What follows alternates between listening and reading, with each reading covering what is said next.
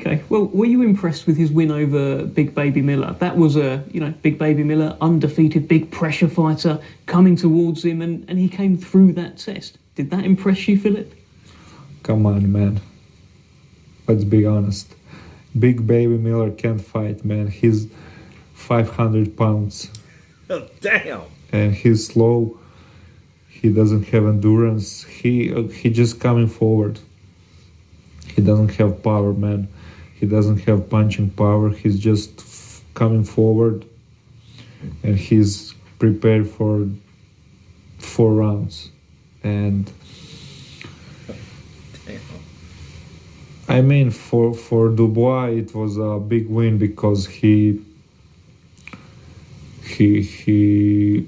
came from from defeats, and it was maybe big win for him. But when you see, like, when you speak realistically, Baby Miller can fight. He can talk, but he can fight. He's not a elite fighter for me. I mean, like 5-6 years ago, he was better. He was much better, but right now, he's not a great fighter. So I don't consider that like a huge. Let me stop right there before we go into another topic from Filip Hrgovic. Filip Hrgovic just straight up disrespected Jarrell Miller and the victory that Daniel Dubois had with Jarrell Miller. He says Jarrell Miller's 500 pounds. He can't fight. He can't punch. He has no endurance. He's a 4-round fighter. He's a come-forward fighter, a one-dimensional fighter, and a partridge in a pear tree, people. Damn!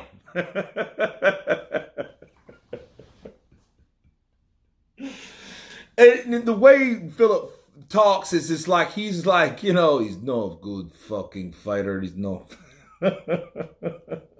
He can't fight, man. Listen.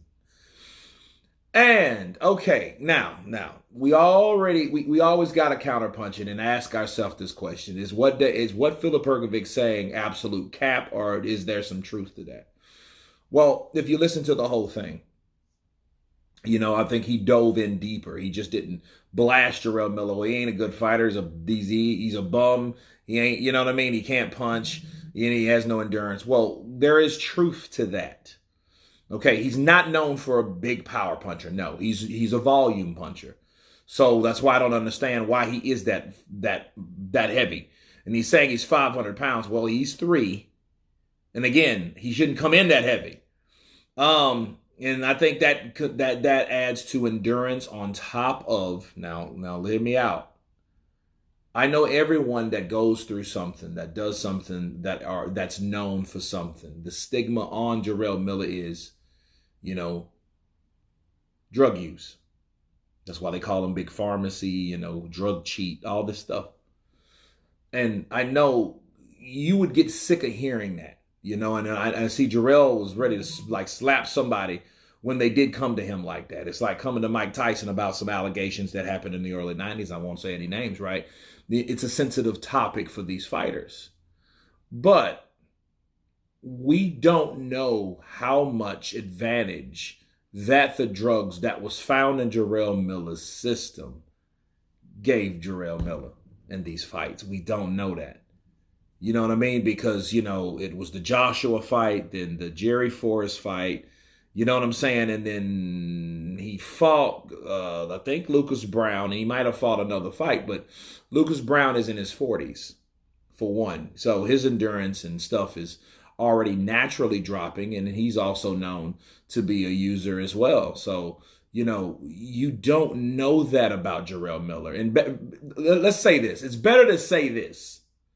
Jarrell Miller hasn't proved that he is just as good with drugs versus without drugs. Okay? We don't know that. We just don't. And it just makes him look that much worse.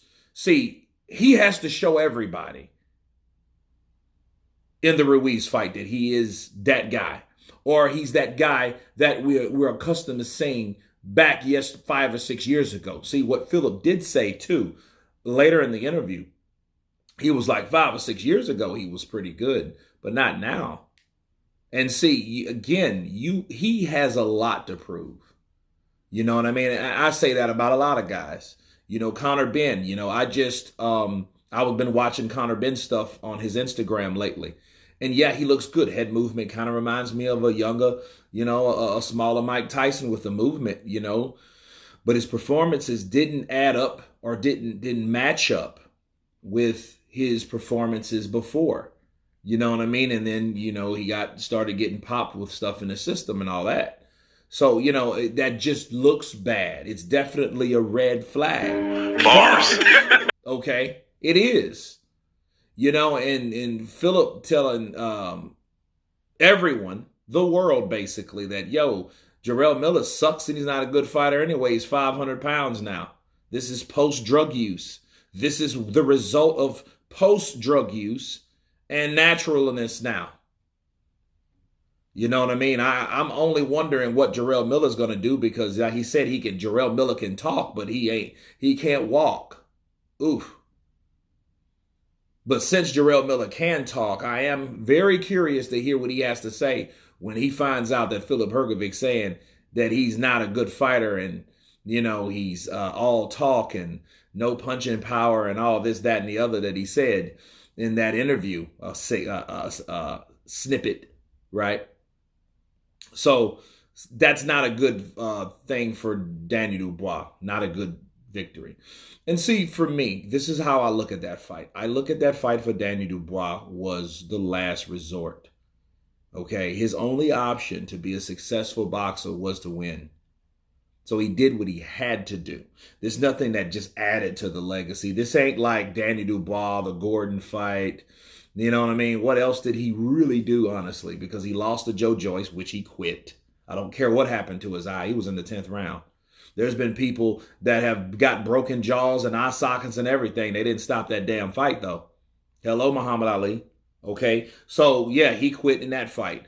Then, you know, he had a couple other fights, you know, the Brian Jennings fight where he won the WBA. And then after that, you know, he went on and fought Kevin Ledana from South Africa. And that was a scary fight because he was getting hit with shots or he was missing shots and he ducked to avoid shots by taking a knee.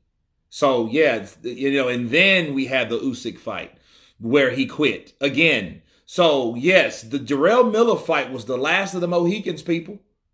He had to win that fight.